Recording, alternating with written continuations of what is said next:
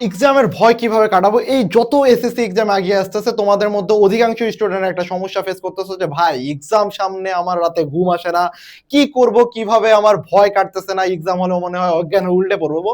তো এইরকম অবস্থা যাতে, তাদের জন্য আজকের এই ভিডিও, যে তোমার এই মুহূর্তে আর মাত্র 4 দিন অবস্থা, এই মুহূর্তে তুমি কিভাবে তোমার এক্সামের ফিয়ার কাটাইতে পারো। প্রথম যেটা, যে তোমাকে রাত জাগা যাবে না। অনেক রাত জাগছিস ভাই, জীবন দশায় অনেক রাত জাগছিস, কিন্তু এক্সামের আগে এসে রাত জাগিস না, আমার অনুরোধ থাকবে তোদের প্রতি।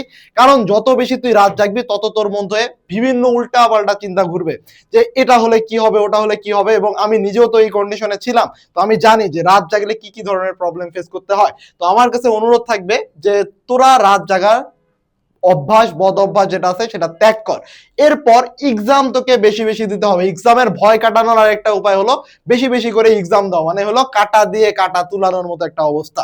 তো তুই বেশি বেশি করে এক্সাম দিবি। যেই টপিক গুলা, যেই চ্যাপ্টার গুলা তোর কাছে কঠিন মনে হয়, যে চ্যাপ্টার গুলা তোর মনে হইতেছে যে তুই পারস না, সেই চ্যাপ্টারে বেশি বেশি করে এক্সাম দে। কেন বলতেছি, যে তোর যেই টপিক গুলা তোর মনে হইতেছে যে ভাই এটা থেকে কোশ্চেন আসলে আমি পারবো না, যখন তুই এক্সাম দিবি তখন তোর কিন্তু ওই টপিক গুলা যেগুলো বারবার ভুলে যাইতেছিস, ওগুলা কিন্তু তোর ক্লিয়ার হয়ে আসবে, ওগুলা বারবার ক্লিয়ার হয়ে আসবে। এবং এক্সাম যত বেশি বেশি করে দিতে পারবি তত তোর কিন্তু সেলফ কনফিডেন্স বাড়বে। এবং এই যে একটা জিনিস সেলফ কনফিডেন্স, এটাই তোকে এক্সাম হলে বাজিমাত করাবে। তো যত নিজের উপর সেলফ কনফিডেন্স বিল্ড হবে, তত বেশি তোর কিন্তু এক্সাম হলে ভালো করার পসিবিলিটিসও বাড়বে।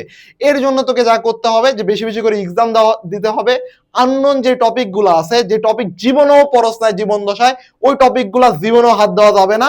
এবং যেই জিনিসগুলো, যে টপিক গুলো বা যেই চ্যাপ্টার গুলো তোর মনে হইতেছে যে তুই পারবি বাট ভুলে যাইতেছিস, ওই টপিক গুলো বারবার দেখ।